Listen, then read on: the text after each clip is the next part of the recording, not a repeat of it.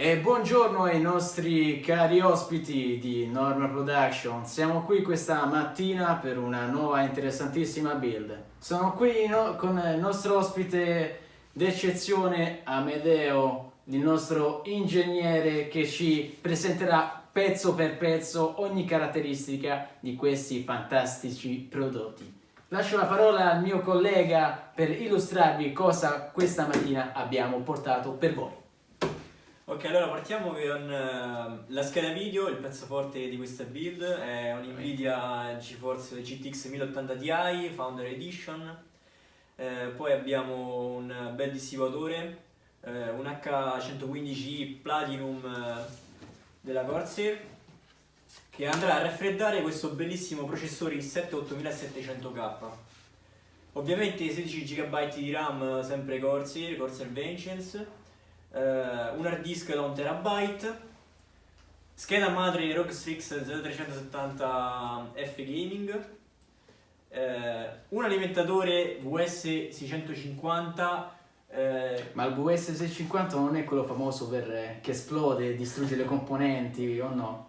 No, comunque falso sporco lavoro, però per Diciamo questa volta è solamente una prova. è soltanto una prova, perché comunque per questo tipo di build sarebbe più consigliato un alimentatore più affidabile del tipo un TX 650 che Abbiamo già in ordine. E sostituiremo noi immediatamente. Infatti il prima possibile. abbiamo già un secondo episodio dove utilizzeremo nuove ventole RGB per un bel case tamarro. Il case qual è?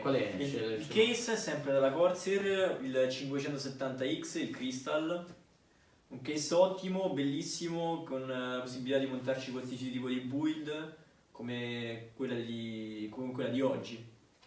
E poi ovviamente manca da presentare un SSD 850 euro della Samsung, ottimo, e anche un NVMe M2 della Corsair da 1 TB, MP 510. Esatto. Perfetto.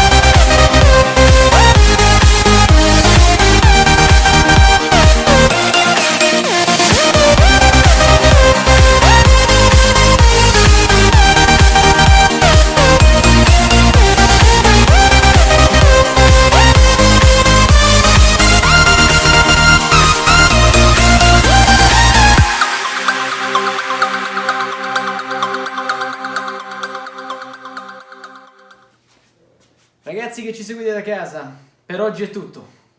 E ragazzi, se arriviamo a 100 like vi faremo vedere in anteprima un SLI di RTX 2080 solo per voi sul canale della Norma Production. Incredibile. Allora noi ci vediamo in un prossimo video. Sigla.